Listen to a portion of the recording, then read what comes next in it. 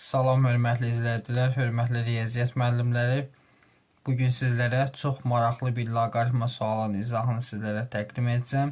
Bu videomuz MİQ və sertifikasiya imtahanına hazırlaşan riyaziyyat müəllimləri üçündür.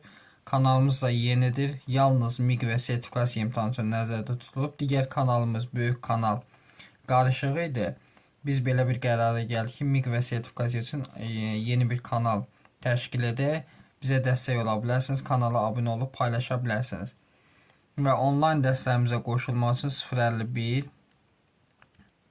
552 15 77 nömrəsini WhatsApp-na yaza bilərsiniz. Onlayn dərslər.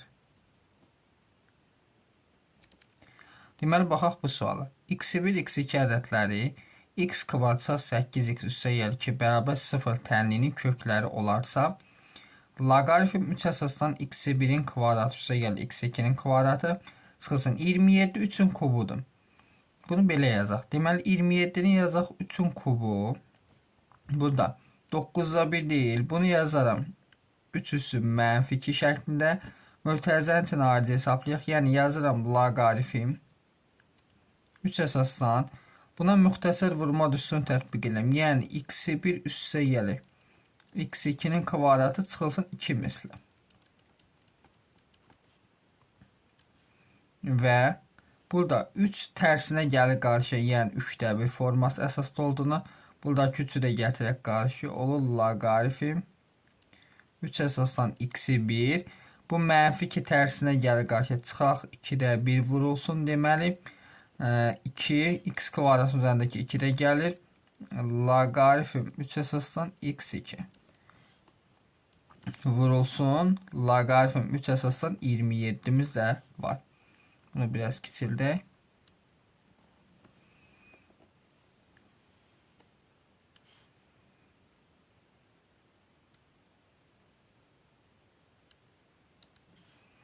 Deməli, yazırıq loqaritm 30 əsasdan 27.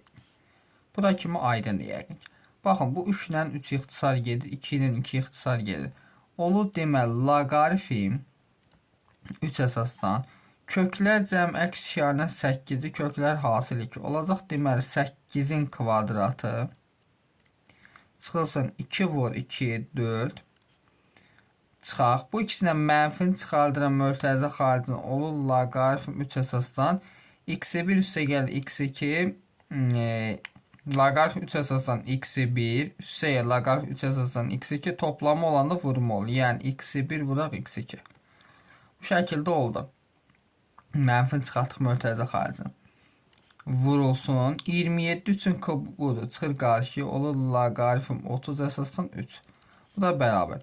Deməli, köklər hasil 2'dir. Yazaq yeni, olur loqaritm 3 əsasdan 8'in kvadratı 64, 4 çıxanda 60 çıxılsın.